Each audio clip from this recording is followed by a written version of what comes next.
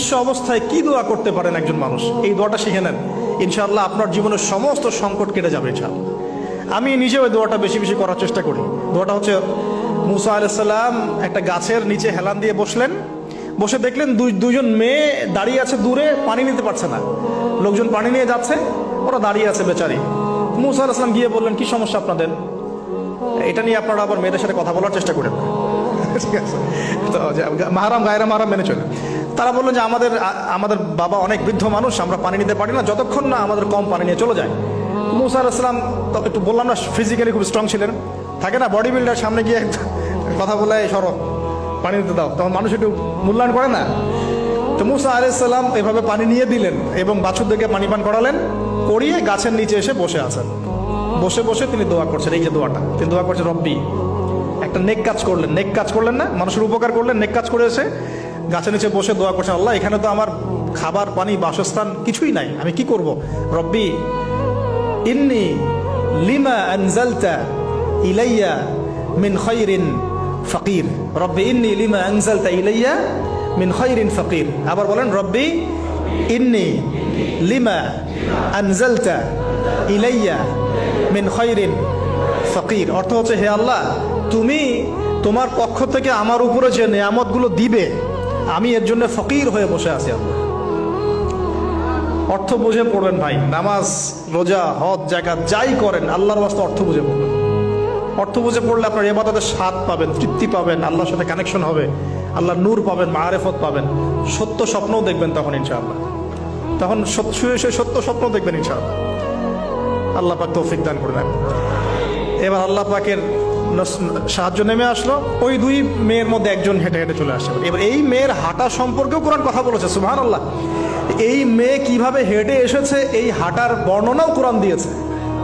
কোরআন বলেছে এই মেয়ে হেঁটে আসছে লাজুক পায়ে। এখন আপনি এই পুরো ওয়ার্ল্ডের মেয়েদের হাঁটা দেখেন, লজ্জা আছে? তাহলে মেয়েদের সাথে লজ্জার একটা গভীর সম্পর্ক আছে। এই মেয়ে প্রশংসা আল্লাহ পাক কোরআনে করলেন, লাজুক পায়ে লাজুক ভঙ্গিতে অবনত নয়নে সে হেঁটে আসলো। এখন আপনি কেলে যান, গো টু খেল, আপনাদের টুইন টাওয়ারে যান, দেখেন সবার হাঁটা চলা দেখেন।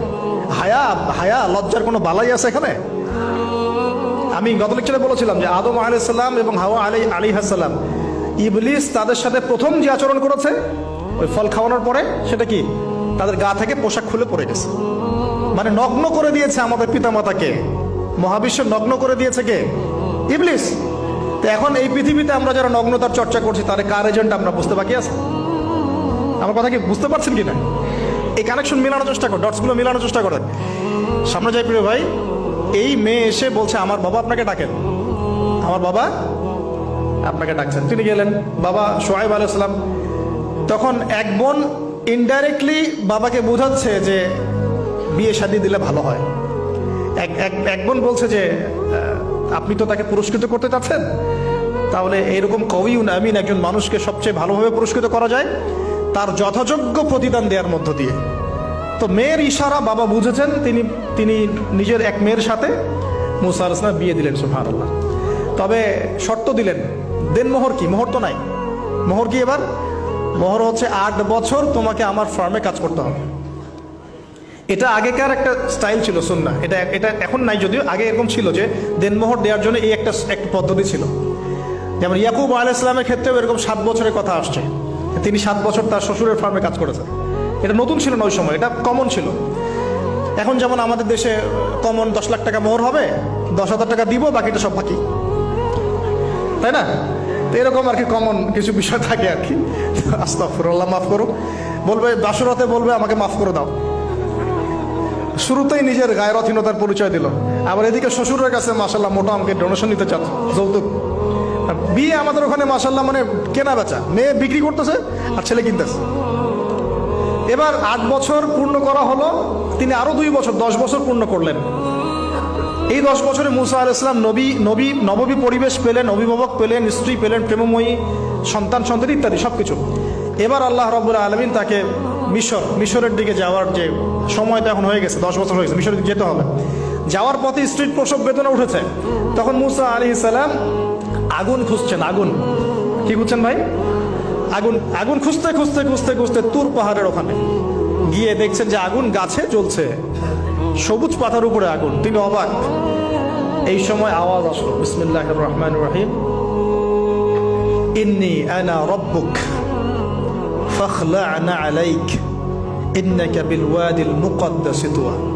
মুসা, ইন্নানি আনা আল্লাহ লা ইলাহা ইল্লা আনা ফা'বুদনি ওয়া আকিমিস সালাতা লিযিকরি। মানে এখানে অনেকগুলো কথা আছে, সূরা তাহার মধ্যে আছে। আওয়াজ চতুর্দিক থেকে ভেসে আসলো।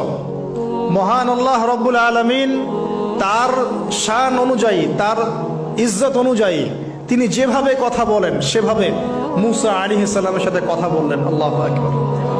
বললেন, ইয়া মুসা, হে মুসা, ইন্নানি আনা আল্লাহ, নিশ্চয় আমি আল্লাহ, লা ইলাহা ইল্লা আনা, আমি ছাড়া কোনো ইলাহ নাই, ফা'বুদনি, তুমি আমার ইবাদত করো, ওয়া আকিমিস সালাতা লিযিকরি, আমার ইবাদতের জন্য সালাত কায়েম করো, আমার জিকিরের জন্য সালাত কায়েম করো, আমার স্মরণের জন্য সালাত কায়েম করো। ফাখলা'না আলাইক, তোমার জুতা খুলে ফেলো, ইন্নাকা বিল ওয়াদিল মুকদ্দাস তুয়া, তুমি তুয়া উপত্যকায় আছো, পবিত্র তুয়া উপত্যকায় আছো। আদব শেখানো হলো। এভাবে অনেক কথোপকথন হলো। নবী মুসা আলাইহিস সালাম ভয় পেয়ে গেলেন এবং আল্লাহ পাক আরো কথা বললেন, ওয়ামা তিলকা বিয়ামিনিকা ইয়া মুসা, তোমার ডান হাতে এটা কি? মুসা আলাইহিস সালাম বলছেন, ক্বালা হিয়া আসায়া আতাওয়াক্কাউ আলাইহা ওয়া আহুশু বিহা আলা গনামি ওয়া লিয়া ফিহা মাআরিব উখরা, এটা তো আমার লাঠি, এটা দিয়ে আমি ডালপালা পারি, আমার ওই যে গবাদি পশু চড়াই। আল্লাহ পাক বলছেন যে ছুঁড়ে মারো, আলকিহা ইয়া মুসা, এটা ছুঁড়ে মারো। ফালকাহা, তিনি ছুঁড়ে মারলেন, ফাইদা হিয়া হাইয়াতুন তাসা, এবং এটা ছোটাছুটি শুরু করলো, বড় একটা সাপ হয়ে গেল। সুবহানাল্লাহ। এগুলো কোনো গাল গল্প নয়, এগুলো আল্লাহ রাব্বুল আলামিনের মুআজিজা, মুআজিজাতুল কুবরা, এটা বড় মুআজিজা। তিনি পিছনের দিকে দৌড়ানো শুরু করলেন সাপ দেখে, খাইফা ইয়াতারাক্কাব, মানে ভয়ে দৌড়ানো শুরু করলেন। আল্লাহ পাক বলছেন, লা ইয়াখাফু লাদাইনাল মুরসালিন, আমার কাছে রসুলগণ ভয় পায় না, তুমি ভয় পেও না, তুমি ওটাকে ধরো পিছন থেকে, সেটা আবার লাঠি হয়ে যাবে। পিছন থেকে হাত দেওয়া হলো, লাঠি হয়ে গেল। সুবহানাল্লাহ। এবার বলছে যে তুমি তোমার বগলের নিচে হাত ঢুকাও। মুসা আলাইহিস সালাম বগলে হাত ঢুকালেন, বের করলেন, হাত থেকে টর্চ লাইটের মতো আলো বের হওয়া শুরু। এটা দ্বিতীয় নিদর্শন। কেন দেয়া হলো নিদর্শন? এবার আল্লাহ পাক তার দায়িত্বটাকে বলছেন, তোমাকে নিদর্শনগুলো কেন দিলাম, তোমাকে মনোনীত কেন করলাম, কেন তোমাকে মনোনীত করলাম মুসা, তোমার কাজটা কি? তোমার কাজ এখন এটা, ইযহাব ইলা ফিরআউনা ইন্নাহু তাগা, তুমি ফিরআউনের কাছে যাও। ফিরআউন সীমা লঙ্ঘন করেছে, মনে আছে ফিরআউনের কথা? সীমা লঙ্ঘন করেছে। তখন মুসা আলাইহিস সালাম তার অপারগতা প্রকাশ করছেন এভাবে। তিনি বলছেন, আল্লাহ, আমার তো জিহ্বায় জড়তা আছে, আর আমি তো ওখানে এক ব্যক্তি, আমার খুনের অভিযোগ আমার কাঁধে, আমি এখন কিভাবে কি করবো আল্লাহ? তখন আল্লাহ রাব্বুল আলামিন বলছেন, এই দোয়াটা করো। কোন দোয়া? মুসা আলাইহিস সালাম বললেন, রব্বি ইশরাহ লি সাদরি, হে আল্লাহ, আমার বক্ষ প্রশস্ত করো, ওয়াসসির লি আমরি, আমার কাজকে সহজ করে দাও, ওয়াহলিল উকদাতাম মিন লিসানি, আমার জিহ্বার সমস্ত জড়তা দূর করে দাও, ইয়াফকাহু কাওলি, যাতে মানুষ আমার কথা বুঝতে পারে। আর আমার সাথে আমার পরিবারের মধ্য থেকে ওয়াজআলনি ওয়াজিরাম মিন আহলি, আমার পরিবারের মধ্যে একজন ওজির আমাকে দাও, সাথী। হারুন আখি, আমার ভাই হারুনকে দান কর। সুবহানাল্লাহ।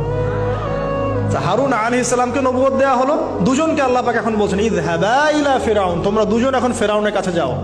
ফাইন্নাহু তাগা ফাকুলা লাহু কাওলান লাইয়িনা, তবে তাকে গিয়ে কর্কশ ভাষায় কথা বলবে না, নরম স্বরে কথা বলবে। দায়ীদের এখানে সুন্নাহ, দায়ীদের জন্য শিক্ষা আছে, দায়ী আলেম যারা মুবাল্লিগ তাদের শিক্ষা আছে। ফিরআউনের সামনে গিয়ে দাওয়াত দিলেও কিভাবে দিতে হবে?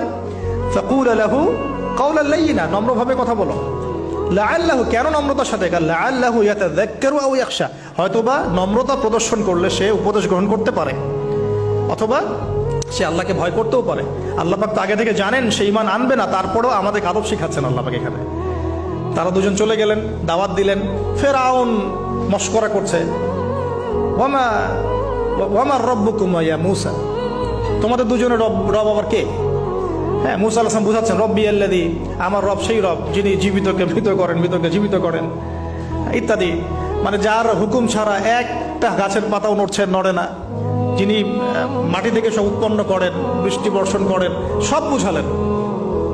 ফিরআউনের বক্তব্য তখন এটাই ছিল, তোমাদের কাছে কি কোন নিদর্শন আছে, কোন আয়াত নিদর্শন আছে? হ্যাঁ, নিদর্শন আছে। কি? লাঠি ছুঁড়ে মারলেন, সাপ হয়ে গেল। এখন ফিরআউন বলছে, এটা তো জাদু, এটা কি? আমার জাদুকররা ওটা পারে, জাদুকরদেরকে ডেকে না হলো, জাদুকররাও লাঠি ছুঁড়ে মারলো, সাপ হয়ে যাচ্ছে। কিন্তু এই বড় সাপ ওদের সব সাপকে খেয়ে ফেললো। তখন ফেরাউন কিন্তু ভয় পেয়ে গিয়েছিল।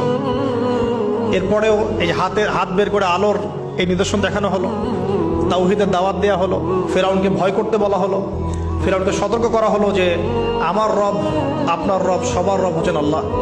সবকিছু বোঝানো হলো, কিন্তু ফেরাউন এই কোনো কথাই গ্রহণ করলো না।